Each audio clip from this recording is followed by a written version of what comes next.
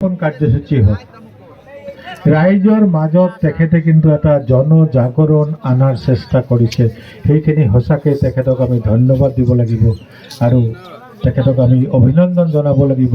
তেখেতৰ এই আটাইকেইটা কাৰ্যসূচী ৰাইজৰ সহযোগিতাত ছাকচেছফুল হোৱাৰ কাৰণে আমি হয়তো অসমীয়া জাতি হিচাপে ক'ৰবাত এটা পিছুৱাই গৈছিলোঁ, কিন্তু এটাৰ পিছত এটা বিভিন্ন এক্টিভিটিত আমাক ব্যস্ত ৰাখি আৰু আটাইকেইটা আমি জানো তেখেতৰ মস্তিষ্ক প্ৰচুত অসমীয়া জাতিটোক কিন্তু এটা জাতি হিচাপে আগবাঢ়ি যোৱাৰ কাৰণে তেখেতে যি প্ৰচেষ্টা লৈছে তেখেতক মই আকৌ এবাৰ ধন্যবাদ জনাইছোঁ।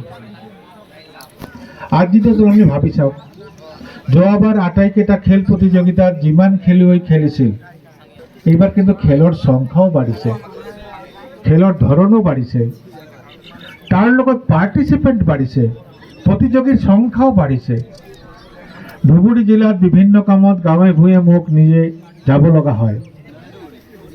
সন্ধিয়া ৰাতি 10টা 11টালৈকে বিভিন্ন খেল, বেডমিণ্টনে কওক বা তেনেকুৱা খেলে কওক হৈ থকা ধুবুৰী বিধানসভা সমষ্টিত প্ৰায় মই দেখা পাই থাকোঁ এইটো ছিজনত।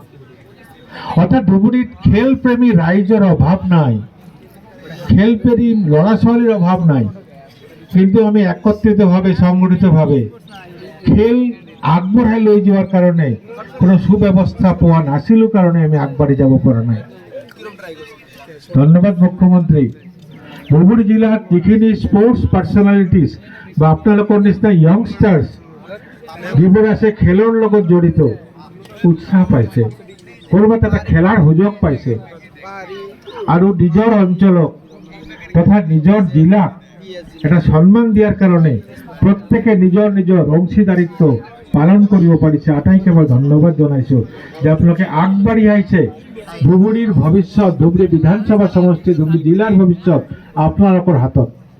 সুস্থ সমাজ গঢ়ি তোলক, ভাই ভনী সবে মিলি সুস্থ সমাজ গঢ়ি তোলক। জাতি ধৰ্ম ভাষা নিৰ্বিশেষে এটা সুস্থ আৰু প্ৰগতিশীল সমাজ গঢ়ি তোলক। সেইখিনি মুখ্যমন্ত্ৰীৰ মূল উদ্দেশ্য যে আমি আটায়ে যাতে সংঘবদ্ধ হয় ভাৰতীয় হিচাপে ভৱিষ্যতে এটা সংঘবদ্ধ জাতি হিচাপে আগবাঢ়ি থাকিব পাৰোঁ, তাৰ কাৰণে তেখেতে এই প্ৰচেষ্টা লৈছে। তেখেতক আকৌ এবাৰ ধন্যবাদ জনাই মই বক্তব্য সামৰিছোঁ। ধন্যবাদ। ভাৰত মাতা কি জয়। ধন্যবাদ। এতিয়া আমাৰ মাজত উপস্থিত জিলা ক্ৰীড়া সংস্থাৰ উপসভাপতি ক্ৰমে বিশ্বনাথ সাহা তথা অলোক সৰকাৰক মঞ্চত আহিবলৈ অনুৰোধ জনোৱা হ'ল।